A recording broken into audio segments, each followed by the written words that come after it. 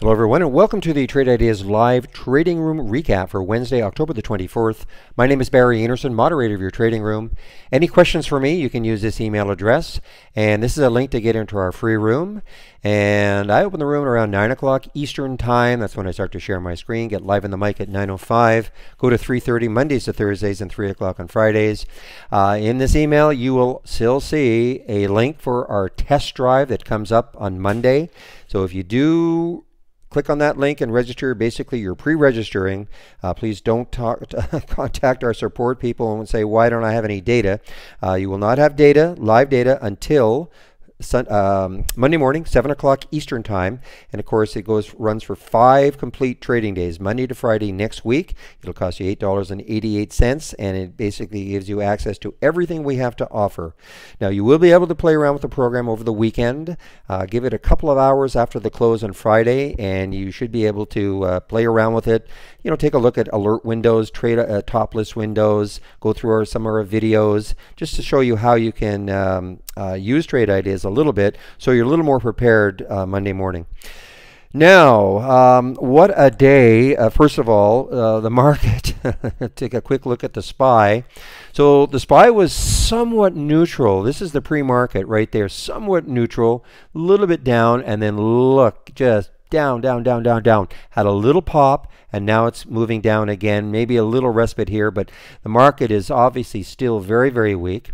It's funny because I was saying that yesterday and the day before, today is Wednesday, that I didn't see a lot. You would have thought with the market being so weak that you would see a lot of the earnings plays that started off weak and were breaking underneath resistance or would just continue down. I didn't really see that much yesterday or on Monday, but especially yesterday. One of the reasons why is that if you take a look at this, is a 15-minute.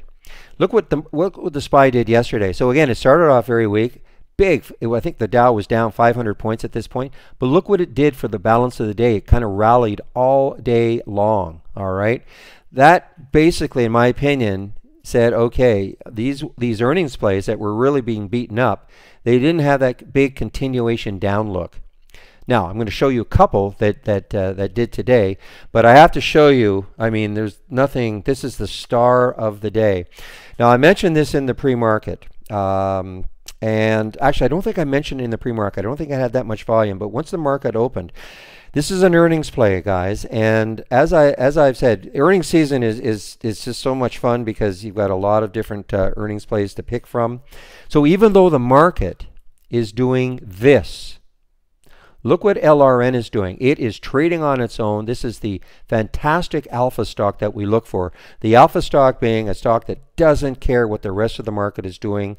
It's on its own mission. Okay. Now, I got into this stock right there at just over the 20 break, and I got out most of it right around here. All right, 29.5. Pretty good, eh? Hey, sorry, the Canadian me. I kept telling people to watch this on this break here. Unfortunately, it popped up so quickly and I didn't get it, and it kept running and running and running. A lot of people in our trading room got it. That's fine. I'm so happy for those who were able. I mean, I talked about this almost incessantly when it was moving down. I said, you know what? Keep an eye on this. It has not given up so much. It's not like it's giving it all back. It's kind of holding its own, and keep an eye. And I have to admit, I'm a little distracted today because we had some car issues. I've been dealing with the dealership and people phoning me. So I kind of missed the boat on this one. This is the other one that from Holly that I missed. Excellent alert from Holly, 324. This is exactly when I think the guy came over to give my car a boost. And look at the run it had, 324 all the way up to 353. That's a tremendous percentage increase. So that was the one from Holly that I certainly would have taken.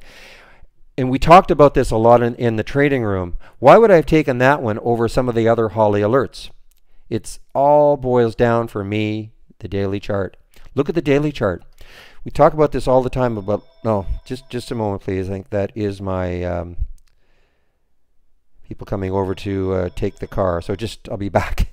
Okay, I'm back. Guys coming in 40 minutes to take the car. Anyway, Why would I like this one over some of the other ones that I saw from Holly? Well, we talk about this all the time, always looking left on a daily chart. People ask me, what time frame do I like to trade?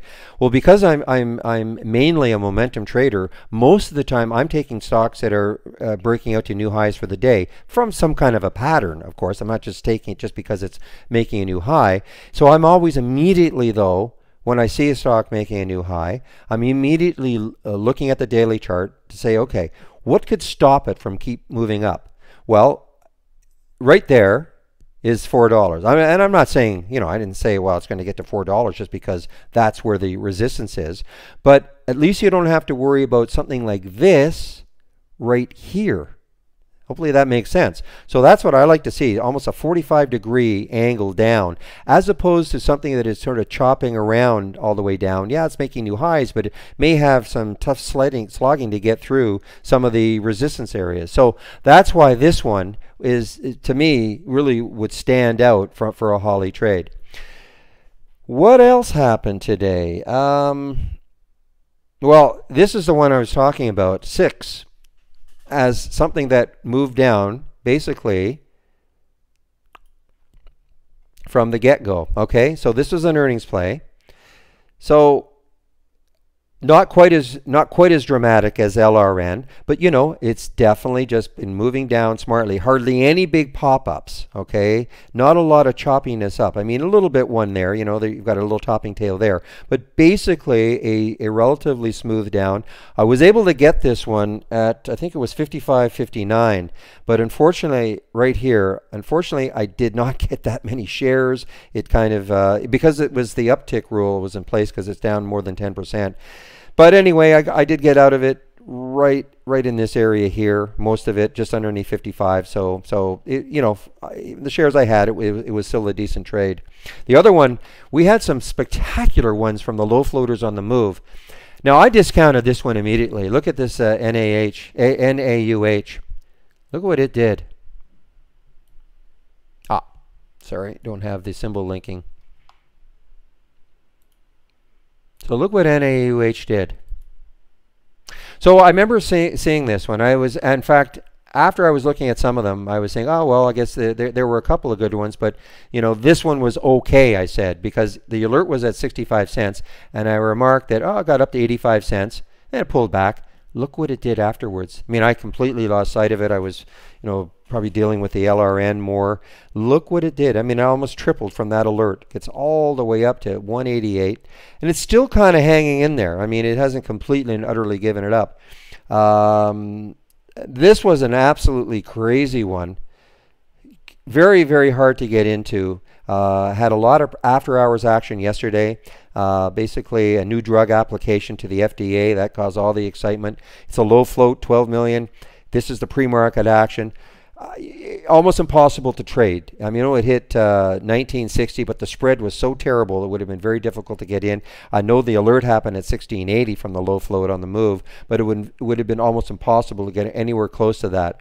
But anyway, we had some in that in the low floaters on the move. Low floaters on the move kind of don't care about what the rest of the market is doing, because they're usually not this one so much, but some of their cheaper stocks, and they kind of trade on their own within reason. I mean, if the market's down 10,000 points, no stock is going to go up. But a lot of these small ones, they kind of have a life of their own. So anyway, I do want to get back. Oh, I'm sorry. I did close down the chart. There was one that I did take from Holly. It was the TGA. And let me bring up a chart again just to show you why I got into it and why I got out of it. Just give me a second here.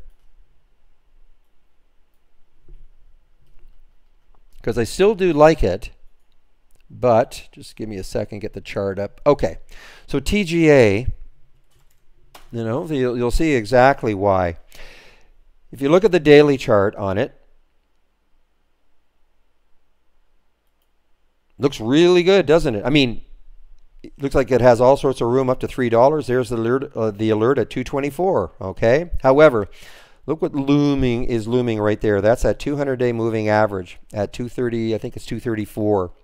So I actually did take this. Let's get back to a 15-minute chart. So look what it did. Where's 234? 234, let me draw a line at 234. So it initially popped a little bit up, and then it started to come down. And I thought, okay, don't like it anymore, don't like it. And then, okay, it's challenging that level again. And so I actually ended up taking the trade right here at 235 on that candle. Looked like it was going to move up. It got up to 240. And then but I said in the room, if it gets back close to that 200-day moving average, I'm just going to get out. So I basically got out flat. It didn't leave that 200-day moving average behind. But tomorrow, definitely going to be watching this, because if it does leave the 200-day moving average behind, say it settles in around 240 or something, we could still have a nice little move on a percentage basis up to that 3 level. Okay, so I will be watching that one tomorrow. In fact, I better heart it right now. All right, everybody, I want to get back into the room. So let me bring back the capture program. So I know I'm nagging at you, but please, the reason I nag about this test drive so much is because you have no idea how many people say, Barry, I heard you talking about it and I just forgot to do it, and now it's like a week after it's over, can I still do it? And no, you can't. You got to wait. We only do it 3 or 4 times a year, so now you'd have to wait till January for the next one. So if you're at all thinking about trying this out, please take the test drive at $8.88 for 5 full trading days. All right, everybody, hope you have a great evening. I'll open the room tomorrow at 9 o'clock. So, again, have a great evening, everybody, and we'll see you in the trading room tomorrow. Bye-bye.